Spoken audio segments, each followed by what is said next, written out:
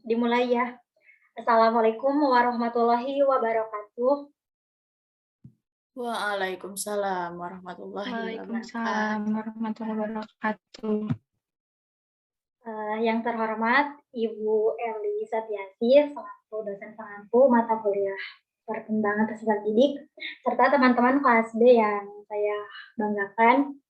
Pertama-tama, marilah kita panjatkan puji dan syukur kehadirat Allah Subhanahu wa Ta'ala karena telah memberikan kesehatan dan keselamatannya sehingga kita bisa berjumpa di ruang virtual Zoom meeting ini. Adapun materi yang akan kami sampaikan dalam presentasi kali ini yaitu perkembangan, proses, dan keterampilan kognitif. Sebelumnya, izin memperkenalkan diri. Nama saya Sania Rahayu yang akan menjadi moderator dalam presentasi kali ini. Adapun anggota kelompok 1, yang pertama ada Restu Amanda Amelia dengan NPM 212170048. Yang kedua ada Nashwa Lutfiah dengan NPM 212170056. Dan yang terakhir ada Hani Oktaviani dengan NPM 212170062. Adapun rangkaian dalam presentasi kali ini, yang pertama pembukaan, kedua penyampaian materi, yang ketiga sesi tanya jawab, dan yang terakhir penutup. Baiklah teman-teman, untuk mempersingkat waktu, marilah kita buka presentasi kali ini dengan ucapan basmalah bersama-sama. Bismillahirrahmanirrahim. Selanjutnya yaitu penyampaian materi. Yang pertama akan disampaikan oleh Restu Amanda Amelia dengan subjudul menelaah definisi, perkembangan, proses, dan keterampilan kognitif peserta didik. Silakan kepada Restu untuk menyampaikan materi. Baik, terima kasih kepada moderator yang telah menyempatkan waktunya. Di sini saya akan menyampaikan materi mengenai definisi, perkembangan, proses, dan keterampilan kognitif peserta didik. Oke, next.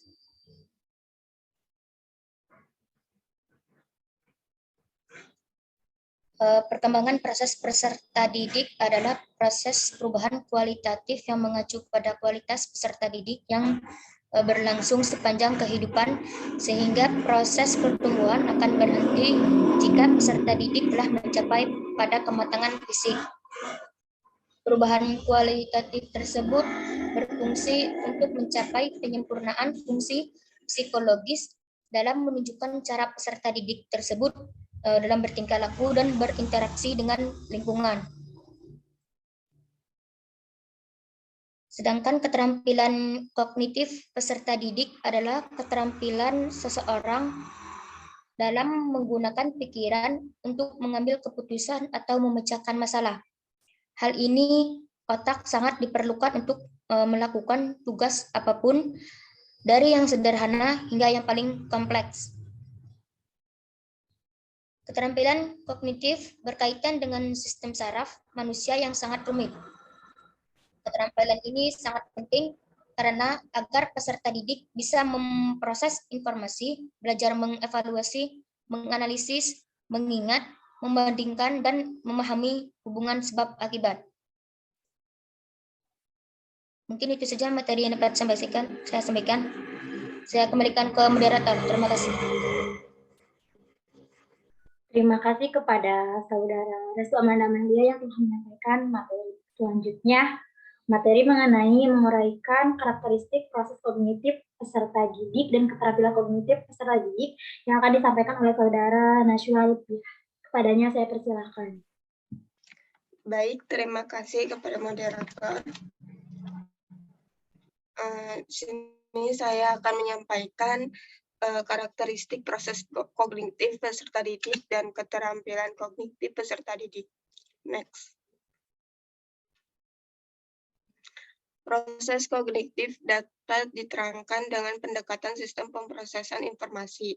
Inti dari pendekatan pemrosesan informasi ini adalah proses memori dan proses berpikir. Menurut pendekatan ini, anak-anak secara bertahap mengembangkan kapasitasnya untuk memproses informasi. Dan karenanya secara bertahap pula mereka bisa mendapatkan pengetahuan dan keahlian yang kompleks. Berikut menjelaskan beberapa karakteristik atau konsep tentang kemampuan kognitif anak yang terkait perkembangan proses kognitifnya, seperti persepsi, memori, dan atensi. Next. Yang pertama, persepsi. Persepsi adalah proses kognitif yang kompleks untuk menghasilkan suatu gambaran yang unik tentang realitas yang barangkali sangat berbeda dengan kenyataan sesungguhnya.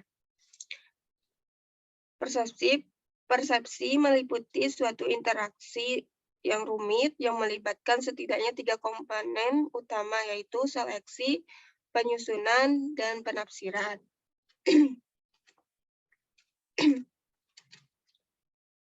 Dapat dipahami bahwa persepsi itu adalah suatu proses penggunaan pengetahuan yang telah dimiliki untuk memperoleh dan menginterpretasi stimulus atau rangsangan yang diterima oleh sistem alat indera manusia. Meskipun persepsi bergantung pada indera manusia, proses kognitif yang ada pada diri manusia akan memungkinkan terjadinya proses penyaringan, perubahan, atau modifikasi dari stimulus yang ada. Nah, berdasarkan pendapat di atas, proses persepsi diperoleh melalui 3 tahap, yaitu pertama, tahap penerimaan stimulus, baik stimulus fisik maupun stimulus sosial, melalui alat indera manusia, yang dalam proses ini mencakup pula pengenalan dan pengumpulan informasi tentang stimulus yang ada. Kedua, tahap pengolahan stimulus sosial melalui proses seleksi serta pengorganisasian informasi. Ketiga, tahap perubahan stimulus yang diterima individu dalam menanggapi lingkungan melalui proses kognisi yang dipengaruhi oleh pengalaman, cakrawala, serta pengetahuan individu. Yang kedua, memori atau ingatan. Memori yaitu sistem kognitif manusia yang mempunyai fungsi menyimpan informasi atau pengetahuan. Suharman menyatakan bahwa ingatan atau memori menunjukkan pada proses penyimpanan atau pemeliharaan informasi sepanjang waktu, atau maintaining information over time. Sementara itu, menurut Chaplin, memori adalah keseluruhan pengalaman masa lampau yang dapat diingat kembali. Tipe memori dibagi menjadi 3, yaitu memori sensoris atau pencatat indrawi, kedua memori jangka pendek, ketiga memori jangka panjang. Selanjutnya, next. Yang ketiga, atensi atau perhatian. Atensi merupakan sebuah konsep multidimensional yang digunakan untuk menggambarkan perbedaan ciri-ciri dan cara-cara merespon dalam sistem kognitif. Menurut Chaplin, atensi adalah konsentrasi terhadap aktivitas mental. Sedangkan menurut Margaret Matlin menggunakan istilah atensi untuk merujuk pada konsentrasi terhadap suatu tugas mental, di mana individu mencoba untuk meniadakan stimulus lain yang menanggapi. Faktor yang mempengaruhi atensi ada 2, yaitu faktor internal dan eksternal. Faktor internal berupa motif atau needs, preparatory set atau kesiapan untuk berespon, dan interest atau menaruh perhatian pada yang diminati. Kedua, faktor eksternal berupa intensitas dan ukuran, kongres dan novelty, repetition atau pengulangan, movement atau gerakan. Mungkin segitu dari saya. Saya kembalikan ke moderator. Terima kasih kepada Najwa Lutfia yang telah menyampaikan materi selanjutnya, materi mengenai menganalisis implikasi perkembangan proses dan keterampilan kognitif peserta didik sebagai generasi milenial dalam pembelajaran, yang akan disampaikan oleh Hani Oktaviani. Kepadanya saya persilahkan. Baik, sebelumnya saya ucapkan terima kasih kepada moderator. Di sini saya akan menyampaikan mengenai materi menganalisis implikasi perkembangan proses keterampilan kognitif peserta didik sebagai generasi milenial dalam pembelajaran. Next.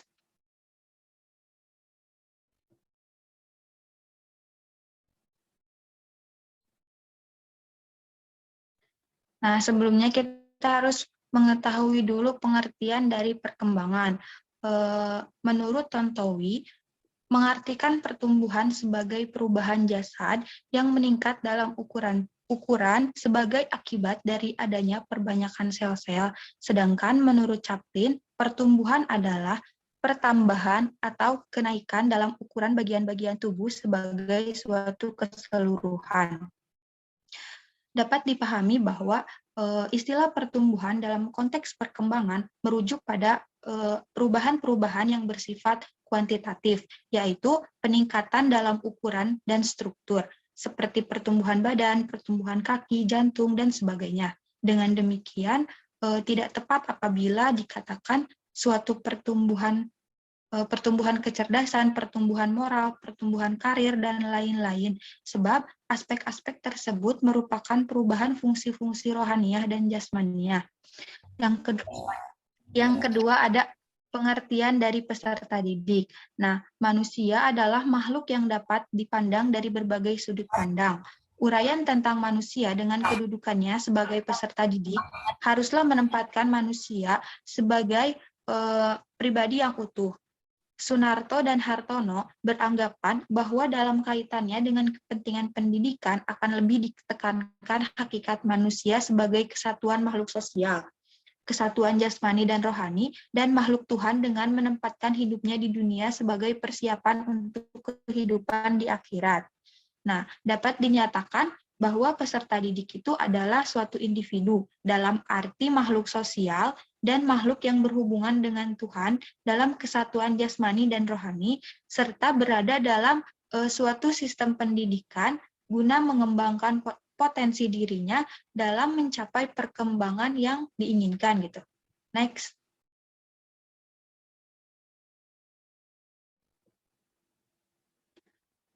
Adapun pengertian dari pendidikan, Dawei menyatakan education is not a preparation for life, but education is life itself. Maksudnya, pendidikan bukanlah persiapan untuk kehidupan, namun pendidikan adalah kehidupan itu sendiri. Demikian Dawei menegaskan pemikirannya tentang pendidikan. Dengan demikian, menurutnya, umur pendidikan sama dengan keberadaan manusia di muka bumi. Pendidikan sendiri adalah proses perubahan pola perilaku individu guna mengetahui, melakukan, dan hidup bersama dengan manusia lainnya untuk menjadi manusia yang diharapkan, yakni manusia yang mengembangkan potensi dirinya menuju ke arah kedewasaan dalam kehidupannya. Next.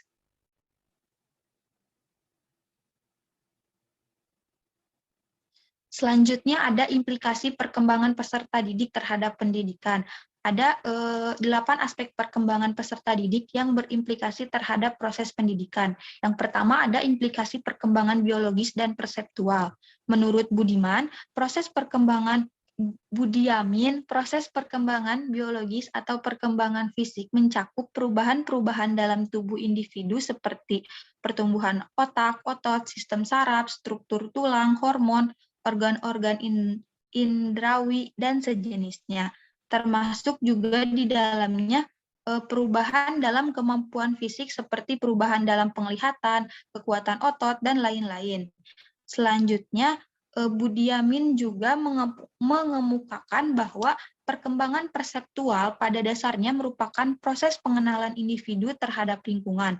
Semua informasi tentang lingkungan sampai kepada individu melalui alat-alat indera yang kemudian diteruskan melalui saraf sensoris ke bagian otak, Informasi tentang objek penglihatan diterima melalui mata, informasi tentang objek pendengaran diketahui melalui telinga, objek sentuhan diketahui kulit, dan objek penciuman melalui hidung. Tanpa adanya alat-alat indera tersebut, otak manusia akan terasing dari dunia yang ada di sekitarnya gitu. Jadi perkembangan biologis atau perkembangan fisik mencakup perubahan-perubahan dalam tubuh seorang anak seperti pertumbuhan otak, otot, sistem saraf, struktur tulang, hormon, organ-organ indrawi, dan sejenisnya. Sedangkan perkembangan perseptual adalah proses pengenalan individu terhadap lingkungan. Selanjutnya ada implikasi perkembangan intelektual. Proses perkembangan intelektual menurut Budiamin melibatkan perubahan dalam kemampuan dan pola berpikir, kemahiran berbahasa, dan cara individu memperoleh pengetahuan dari lingkungannya. Aktivitas-aktivitas seperti mengamati dan mengklasifikasi benda-benda, menyatukan beberapa kata menjadi satu kalimat, menghafal doa, memecahkan soal-soal matematika, dan menceritakan pengalaman kepada orang lain merupakan peran proses intelektual dalam perkembangan anak. Nah, perkembangan intelektual pada anak usia sekolah dasar itu sudah cukup menjadi dasar diberikannya berbagai kecakapan yang dapat mengembangkan pola pikir atau daya nalarnya. Perkembangan intelektual dan pengalaman belajar anak sangat erat kaitannya. Perkembangan intelektual peserta didik akan memfasilitasi kemampuan belajarnya. Peserta didik sudah dapat diberikan dasar-dasar keilmuan seperti misalnya membaca, menulis, dan berhitung. Dalam pengembangan daya nalar, caranya dengan melatih peserta didik untuk mengungkapkan pendapat, gagasan, atau penilaiannya terhadap berbagai hal. Misalnya yang berkaitan dengan materi pembelajaran, tata tertib sekolah, dan sebagainya gitu.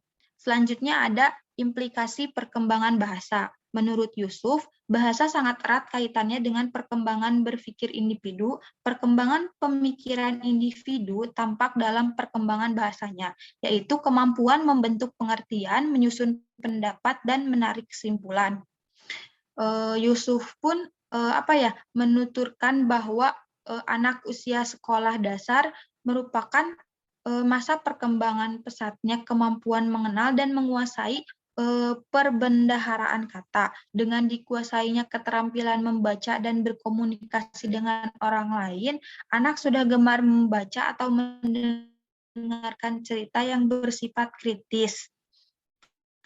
Nah, pada masa ini tingkat berpikir anak itu sudah lebih maju. Dia banyak menanyakan soal waktu dan sebab akibatnya. Misalnya, kata tanya yang semulanya digunakan hanya untuk apa, sekarang sudah diikuti pertanyaan di mana, mengapa, dan bagaimana.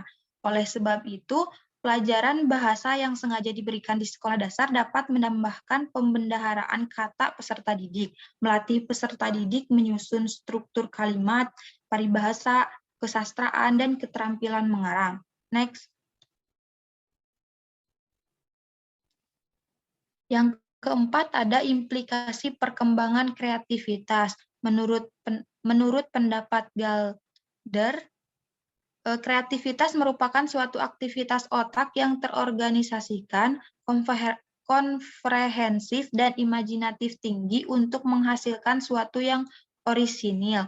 Oleh karena itu, kreativitas lebih dikatakan sebagai suatu yang lebih inovatif daripada reproduktif gitu. Nah, di sini tuh hal yang mampu mendorong kreativitas peserta didik khususnya dalam proses pembelajaran. Hal tersebut antara lain misalnya guru diharapkan dapat menyajikan materi pembelajaran, menyiapkan berbagai media digital, misalnya dengan teknologi yang semakin canggih gitu, mengungkapkan pendekatan pembelajaran yang memungkinkan posisi peserta didik sebagai subjek daripada objek pembelajaran, serta pengembangan kreativitas peserta didik. Yang kelima ada implikasi perkembangan sosial. Nah, perkembangan sosial sendiri merupakan suatu proses belajar untuk menyesuaikan diri terhadap norma-norma kelompok, moral, tradisi, atau meleburkan diri menjadi suatu kesatuan yang saling berkomunikasi dan bekerja sama. Anak itu dilahirkan belum memiliki kemampuan untuk bergaul dengan orang lain. Untuk mencapai kematangan sosial, anak harus belajar tentang cara-cara menyesuaikan diri dengan orang lain, termasuk dengan teman sebayanya. Nah, dilihat dari pemahaman terhadap aspek perkembangan sosial pada peserta didik, terhadap beberapa implikasi menurut Yamin, yaitu yang pertama untuk meningkatkan kemampuan peserta didik dalam menyadari dan menghayati pengalaman sosialnya, dapat dilakukan aktivitas-aktivitas bermain, peran yang ditindaklanjuti dengan pembahasan di antara mereka. Yang kedua, ada keberadaan teman sebaya bagi anak usia sekolah dasar merupakan hal yang sangat berarti, bukan saja sebagai sumber kesenangan bagi anak, melainkan dapat membantu mengembangkan banyak aspek perkembangan anak. Ini itu mengimplikasikan perlunya aktivitas-aktivitas pendidikan yang memberikan banyak kesempatan kepada peserta didik untuk berdialog dengan sesamanya. Yang keenam, ada implikasi perkembangan emosional. Emosi sendiri merupakan faktor yang dominan yang mempengaruhi tingkah laku individu. Dalam hal ini termasuk pula perilaku belajar. Emosi yang positif seperti perasaan senang, bersemangat, atau rasa ingin tahu akan mempengaruhi individu untuk berkonsentrasi terhadap aktivitas belajar, seperti memperhatikan penjelasan guru, aktif dalam berdiskusi, mengerjakan tugas, dan sebagainya. Gitu. Berdasarkan pendapat yang dikemukakan oleh Yusuf tersebut, dapat diuraikan bahwa jika yang menyertai proses belajar itu emosi negatif seperti perasaan tidak senang dan kecewa, maka proses belajar akan mengalami hambatan. Dalam arti peserta didik tidak dapat memusatkan perhatiannya untuk belajar, sehingga kemungkinan besar akan mengalami kegagalan dalam belajarnya.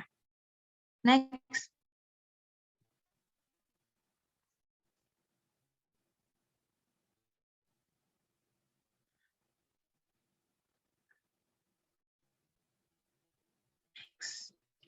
Yang ketujuh, ada implikasi perkembangan moral. Nah, perkembangan moral menurut Sandprok yaitu perkembangan yang berkaitan dengan aturan mengenai hal yang seharusnya dilakukan oleh manusia dalam interaksinya dengan orang lain. Lingkungan pendidikan juga menjadi wahana yang kondusif bagi pertumbuhan dan perkembangan moral peserta didik. Untuk itu, sekolah itu diharapkan dapat berfungsi sebagai kawasan yang sejuk untuk melakukan sosialisasi bagi anak-anak dalam pengembangan moral dan segala aspek kepribadiannya. Pelaksanaan pendidikan moral di kelas hendaknya dihubungkan dengan kehidupan yang ada di luar kelas. Dengan demikian, pembinaan perkembangan moral peserta didik sangat penting, karena akan percuma jika mendidik anak hanya untuk menjadi orang yang berilmu pengetahuan, tetapi jiwa dan wataknya tidak dibangun dan dibina. Yang terakhir, ada implikasi perkembangan spiritual. Johar dan Marshall pertama kali meneliti secara ilmiah tentang kecerdasan spiritual, yaitu kecerdasan untuk menghadapi dan memecahkan persoalan, makna dan nilai, yang menempatkan perilaku dan hidup manusia dalam konteks makna yang lebih luas dan kaya. Nah, pendidikan yang dilakukan terhadap manusia itu tentunya berbeda dengan pendidikan yang dilakukan terhadap binatang.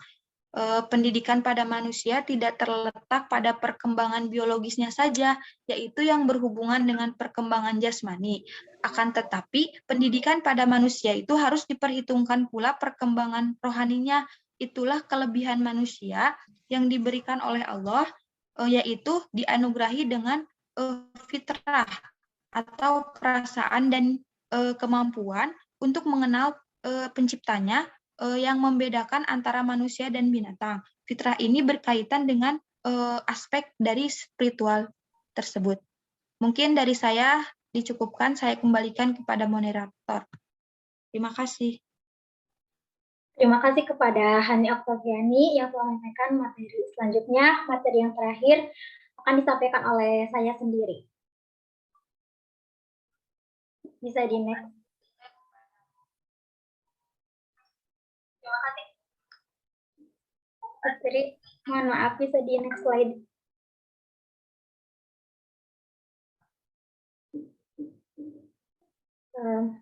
Saya akan menjelaskan materi mengenai komponen keterampilan kognitif peserta didik dan tahap-tahap atau ciri-ciri perkembangan kognitif peserta didik. Antara peserta didik yang satu dengan yang lain mempunyai keterampilan yang berbeda, meskipun mengalami proses kognitif yang berbeda juga. Bisa di next slide. Terdapat beragam kemampuan keterampilan kognitif peserta didik. Yang pertama ada metakognitif, merupakan pengetahuan dan kesadaran tentang proses kognisi atau pengetahuan tentang pikiran dan cara kerja. Metakognitif merupakan suatu proses menggugah rasa ingin tahu karena individu menggunakan proses kognitif untuk merenungkan proses kognitifnya sendiri. Komponen metakognitif terdiri dari pengetahuan metakognisi dan aktivitas kognisi. Adapun menurut John Flavel, pengetahuan metakognitif secara umum dapat dibedakan menjadi 3 variabel. Yang pertama ada variabel individu, mencakup tentang personal atau manusia, yaitu di dalam dirinya sendiri, yang mengandung wawasan bahwa manusia memiliki keterbatasan dalam jumlah informasi yang dapat diproses. Yang kedua ada variabel tugas, mencakup pengetahuan tentang tugas-tugas yang mengandung wawasan bahwa beberapa kondisi yang sering menyebabkan kita lebih sulit atau lebih mudah untuk memecahkan suatu masalah atau menyelesaikan suatu permasalahan. Yang ketiga ada variabel strategi, mencakup pengetahuan tentang strategi, pengetahuan tentang bagaimana melakukan sesuatu atau bagaimana mengatasi kesulitan. Yang kedua ada strategi kognitif, merupakan salah satu percakapan aspek kognitif yang penting dikuasai oleh seorang peserta didik dalam belajar atau memecahkan permasalahan. Strategi kognitif didasarkan pada paradigma konstruktivisme dan pengalaman praktis di lapangan. Siswa ideal menurut paradigma ini adalah seorang pelajar yang memiliki kemampuan untuk mengatur dirinya sendiri. Misalnya dia untuk mengatur waktu, kapan dia harus belajar, kapan dia harus berhenti. Terdapat berbagai jenis strategi kognitif yang digunakan oleh peserta didik dalam belajar dan memecahkan permasalahan.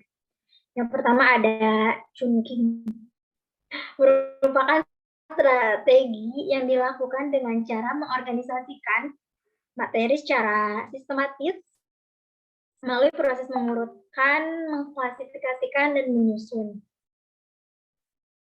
Strategi ini dapat membantu proses peserta didik dalam mengelola informasi yang sangat banyak atau proses yang sangat kompleks. Yang kedua ada spatial. Strategi ini merupakan untuk menunjukkan hubungan antara satu dengan hal yang lain. Strategi ini meliputi strategi pembingkaian dan pemetaan kognitif. Next slide.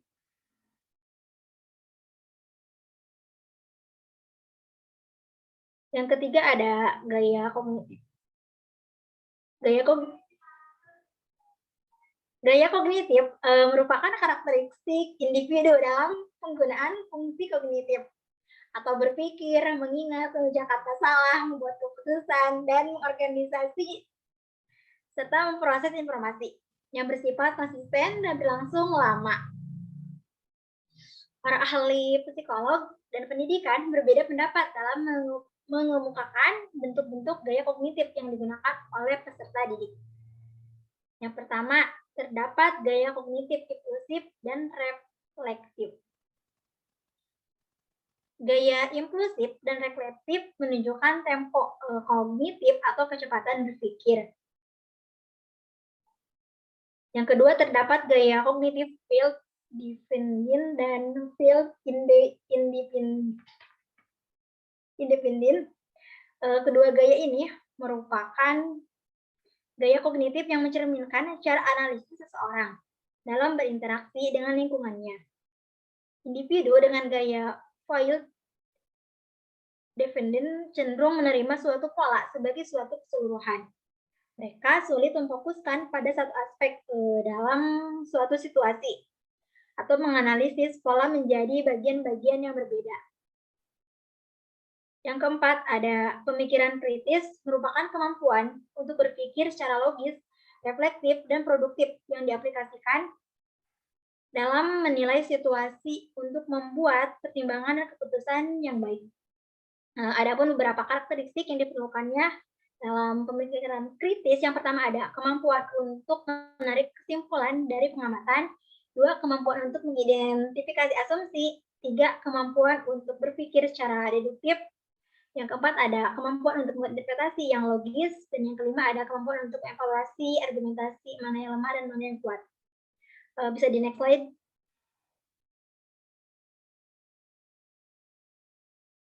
Adapun tahap-tahap atau ciri-ciri perkembangan kognitif, terdapat 4 tahapan utama. Yang pertama ada sensori motor. Tahap ini dimulai dari umur 0 sampai 2 tahun dengan ciri-cirinya pikirannya bersifat egosentris, pemikirannya didominasi oleh persepsi, intuisinya lebih mendominasi daripada pikiran logisnya dan belum memiliki kemampuan konservasi. Yang kedua ada operasional dimulai dari umur 2 sampai 7 tahun, di mana ciri-cirinya adalah pemikirannya bersifat egosentris, pemikiran didominasi oleh persepsi. Dan yang ketiga ada operasional konkret dimulai dari umur 7 sampai 11 tahun, di mana ciri-cirinya itu memiliki kemampuan konservasi, kemampuan mengklasifikasi dan menghubungkan, pemahaman tentang angka, mampu berpikir konkret, dan memiliki pertimbangan pikiran tentang reversibilitas. Dan yang terakhir ada operasional formal dimulai umur dari 11 tahun ke atas, di mana ciri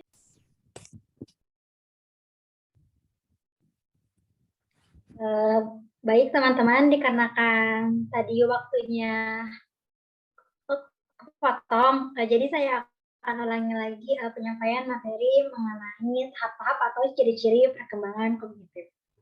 Perkembangan kognitif ini mempunyai ciri-ciri yang membedakannya dengan perkembangan lain, yang tadinya bersifat kuantitatif. Perubahan linear dalam suatu tahap dan adanya perubahan kualitatif melintasi 4 tahapan utama. Yang pertama ada tahap sensori motor. Perkembangan kognitif pada tahap ini terjadi pada usia 0 sampai 2 tahun. Pada tahap sensor ini, seorang anak mampu melibatkan penglihatan, pendengaran, pergeseran, dan persentuhan serta selera. Artinya, seorang anak memiliki kemampuan untuk menangkap segala sesuatu melalui inderanya. Dengan ciri-cirinya, pemikirannya bersifat egosentris, pemikirannya didominasi oleh persepsi dirinya sendiri. Kemudian intuisinya lebih mendominasi daripada pikiran logikanya. Dan belum memiliki kemampuan konservasi. Yang kedua ada tahap pra-operasional. Pada tahap perkembangan ini terjadi pada usia 2 sampai 7 tahun. Pada tahap ini, seorang anak mulai mempresentasikan dunianya dengan kata-kata maupun dengan gambar. Hal ini menunjukkan adanya peningkatan pemikiran simbolis dan melalui hubungan informasi. Adapun ciri-cirinya yang pertama, seorang anak mempunyai pemikiran yang bersifat egosentris, pemikirannya didominasi oleh persepsi, intuisinya lebih mendominasi daripada pikiran logisnya, dan belum memiliki kemampuan konservasi. Dan yang ketiga ada tahap operasional konkret. Pada tahap ini dimulai pada usia 7 sampai 11 tahun. Pada tahap ini seorang anak akan berpikir secara logis mengenai peristiwa-peristiwa yang konkret dan mengklasifikasikan benda-benda ke dalam bentuk-bentuk yang berbeda. Kemampuan untuk mengklasifikasikan sesuatu sudah ada, tetapi belum bisa memecahkan problem-problem abstrak. Operasi konkret adalah tindakan mental yang bisa dibalikan yang berkaitan dengan objek konkret nyata. Adapun ciri-cirinya, seorang anak memiliki kemampuan konservasi, memiliki kemampuan mengklasifikasikan dan menghubungkan, kemudian pemahaman tentang angka semakin meningkat, mampu berpikir konkret, dan memiliki perkembangan pemikiran tentang reversibilitas. Yang terakhir ada tahap operasional formal. di mana tahap ini dimulai pada usia 11 tahun ke atas. Tahap ini juga bisa disebut tahap remaja. Para remaja berpikir dengan cara lebih abstrak, logis, dan lebih idealistik. Tahap operasional formal ini usia belasan, yang mana memiliki ciri-cirinya yaitu pemikiran para anak bersifat umum dan menyeluruh, mampu berpikir profesional, dan mampu membuat hipotestis serta membuat perkembangan idealisme yang semakin kuat. Mungkin sekian materi yang dapat saya sampaikan. Selanjutnya ke sesi tanya jawab. Silakan kepada teman-teman yang ingin tanya. Saya persilahkan.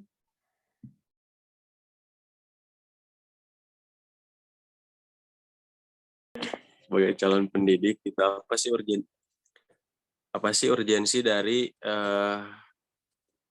mempelajari materi ini gitu? Itu mungkin pertanyaannya bisa dipahami apa tidak?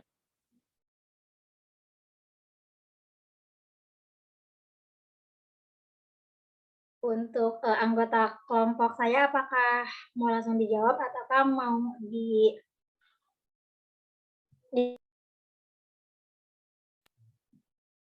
ditampung terlebih dahulu?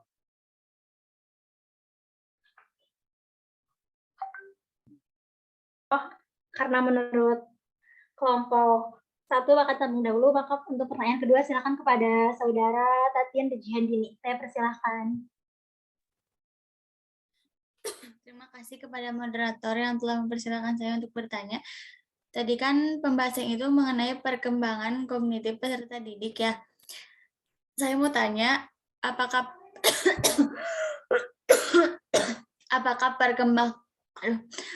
perkembangan kognitif itu ada hubungannya dengan introvert atau ekstrovert seseorang atau peserta didik itu? Mohon jelaskan dan apa dampaknya atau kelebihan kekurangan dari ekstrovert dan introvert pada perkembangan peserta didik itu. Terima kasih.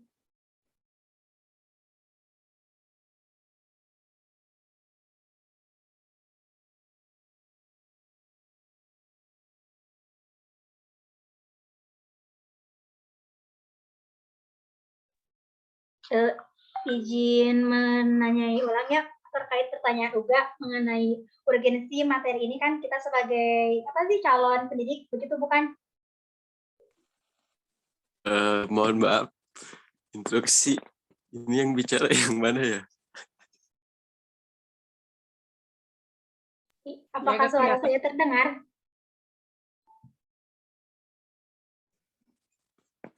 Nah, ini lebih jelas. Ya, terdengar. Saya ulangi pertanyaannya.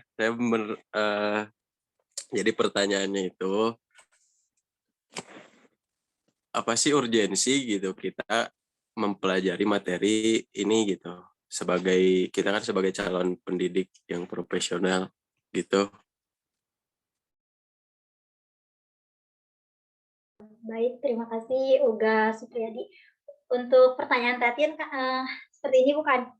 Apakah perkembangan kognitif bisa berpengaruh terhadap seorang introvert atau ekstrovert? Seperti itu bukan? Iya, dan bagaimana hasilnya perkembangan kognitif itu bagi si introvert atau si ekstrovert itu?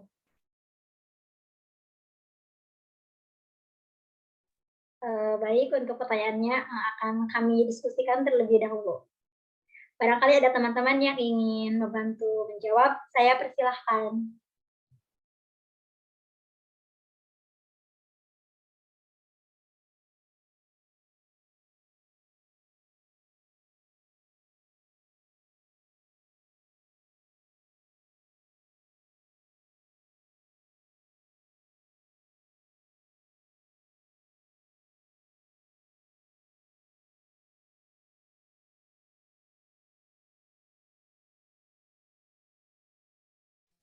Moderator izin menjawab. Silakan kepada saudara Opin untuk menjawab pertanyaan. Izin sedikit menjawab ya pertanyaan dari Uga perihal urgensi gitu. Jadi kan kita itu sebagai calon tenaga pendidik ya, yang dimana kalau misalnya kita nanti sudah menjadi guru itu bukan hanya materi saja yang disampaikan, tetapi dilihat juga perkembangan dari peserta didik kita. Nah, urgensi materi ini agar kita mengetahui sejauh mana sih perkembangan peserta didik yang kita ajar itu. Nah, kalau misalnya ada suatu permasalahan atau problematika di situ kita bisa memikirkan sebuah langkah seperti apa yang harus kita lakukan untuk mengatasi dari permasalahan tersebut. Seperti itu. Mohon maaf atas segala kekurangannya. Terima kasih kepada Saudara Opin yang telah menjawab pertanyaan saya. Untuk Uga, apakah sudah puas atau bagaimana? Dan juga untuk teman-teman, jika ada yang mau menambahkan atau menanggapi, saya persilahkan. Kalau dari saya jawaban tadi sudah cukup, tapi barangkali dari teman-teman ada yang mau menambahkan atau memberikan pendapatnya gitu. Silahkan. Walaupun tidak ada ya sudah cukup, mungkin dilanjut ke pertanyaan selanjutnya. Silakan untuk pertanyaan yang dari Tatin, barangkali teman-teman ada yang membantu.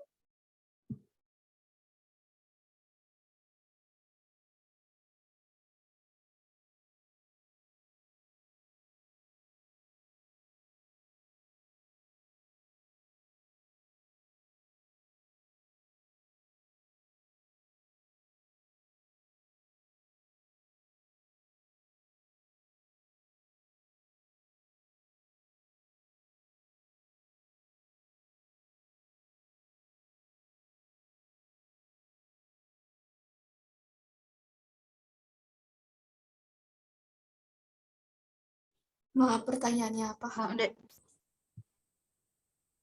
Pertanyaan dari Tatin,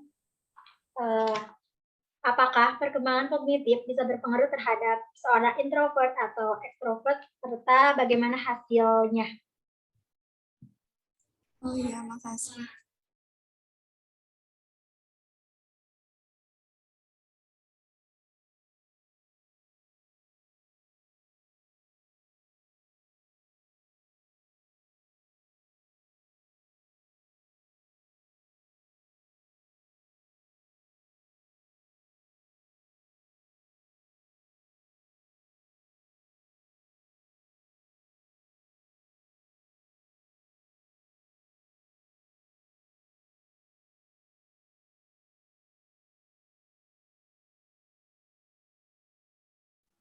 Moderator boleh izin masuk?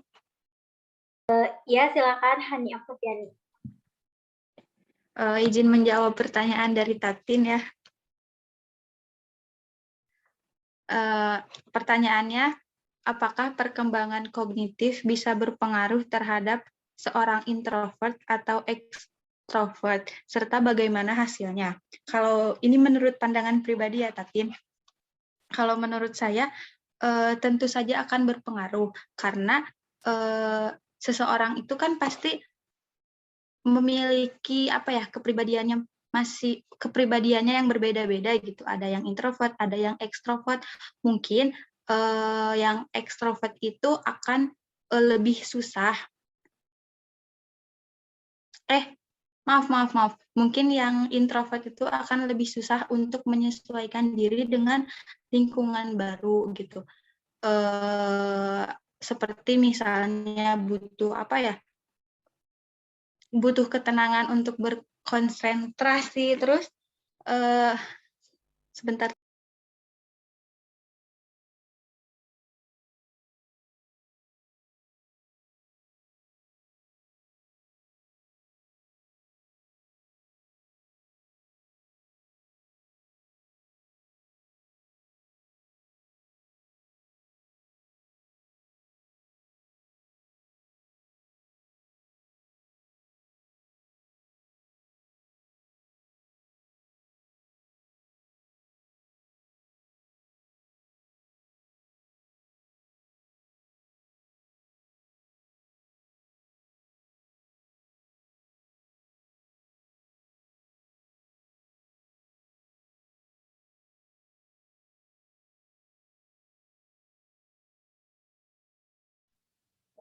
Moderator boleh menambahkan? Ya, silakan opini Nayati. Saya persilahkan. Itu kan tadi pertanyaannya apakah berkaitan gitu ya dengan kepribadian ekstrovert atau introvert. Nah, kalau menurut pemahaman saya, ya kalau dalam kan kognitif itu lebih ke cara pola pikir ya, pemikiran. Nah, kalau menurut pemahaman saya dalam cara berpikirnya itu tidak berpengaruh. Tetapi kalau dari segi tindakan ya berpengaruh. Nah, kan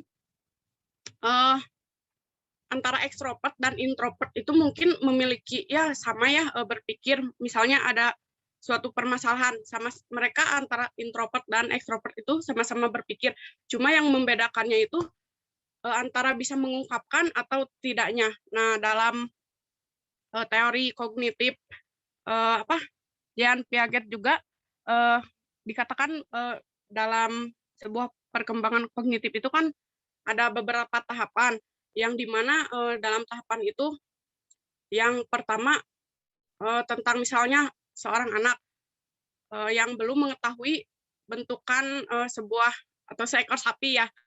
Nah, jadi si anak itu kan misalnya tuh baru mendengar cerita dari orang tuanya. Nah, jadi di otak si anak itu menggambarkan seekor sapi itu seperti apa gitu. Nah, lalu menuju tahap yang kedua, saya lupa lagi, akomodasi. Nah, misalnya seorang anak itu pergi ke kebun binatang dan melihat seekor sapi. Nah, si otaknya itu akan bekerja, akan menyambungkan antara perspektif yang dia bikin bahwa gambaran seekor sapi itu seperti apa, akan menyambungkan dengan seekor sapi yang dia lihat, seperti itu. Nah, jadi kesimpulannya dalam hal pemikirannya itu sama ya antara ekstrovert dan introvert itu, cuma bedanya itu dalam hal mengungkapkan atau melakukan gitu. Seperti itu. Mohon maaf atas segala kekurangan dan kesalahan. Jika ada kesalahan, koreksi ya. Terima kasih. Terima kasih kepada Saudara Opin yang telah menjawab pertanyaan dari Tatin. Untuk Saudara Tatin, bagaimana tanggapannya? Apakah sudah puas atau bagaimana? Sip, mantap teman-teman. Mungkin dari kelompok kami hanya bisa sampai ini. Dan untuk yang sesi terakhir yaitu penutup. Demikian presentasi dari kelompok kami. Mohon maaf atas segala kesalahannya. Dan terima kasih atas perhatiannya. Wassalamualaikum warahmatullahi wabarakatuh. Waalaikumsalam. Waalaikumsalam warahmatullahi wabarakatuh.